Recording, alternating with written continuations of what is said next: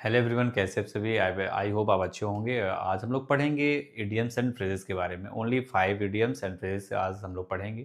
तो चलिए let's start करते हैं।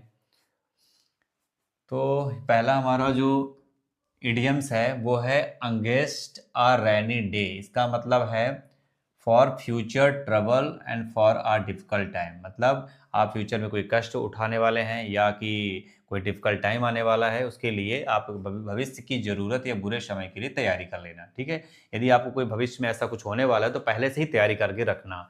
इसका मतलब ये होता है कि फॉर फ्यूचर ट्रबल या फॉर डिफिकल्ट टाइम, यानी भविष्य की ज़रूरत या बुरे समय के लिए। ठीक है, मतलब ज़्यादातर इसमें किस में यूज होता है फ्रेजेस, ये सेविंग में या प्रिपरेशन के लिए या मनी या फूड या प्लानिंग के साथ यहाँ पास इसका यूज किया जाता है। जैसे लिखा है save some money against a rainy day. इसका मतलब होता है कि पैसे अपने सेव रखो, है ना, कभी कोई प्रॉब्लम आ जाए भविष्य में तो उसके लिए आपके उपयोग में आएगा। दूसरा है we should prepare for rainy day. हमें क्या करना चाहिए, मतलब हमें बुरे समय के लिए क्या प्रिपेयर रहना चाहिए, तैयार रहना चाहिए। इसके बाद है we you should plan ahead against a rainy day. इसका मतलब है कि आपको बुरे समय के लिए, भविष्य के लिए क्या करना चाहिए, एक प्लान बनाना चाहिए। इसके बाद they stored food against a rainy day. देखे होंगे कि आप चींटियां जो है बरसात में पहले से ही खाना स्टोर रख लेती है। इसका मतलब यही होता है कि आपको कोई भी चीज़, है ना, आपको पहले से ही भाप लेना चाहिए कि ऐसे होने वाला है, इसके पहले से ही तैयारी करनी चाहिए कि इसके लिए बचत करके रखना चाहिए। तो इसके बाद चलते हैं, नेक्स्ट हमारा इडियम्स और फ्रेज है अगेंस्ट द ग्रेन। इसका मतलब होता है to go against common thinking और ट्रेडिशन। इसका मतलब रीति रिवाज यानी आम सोच के खिलाफ जो जाते हैं।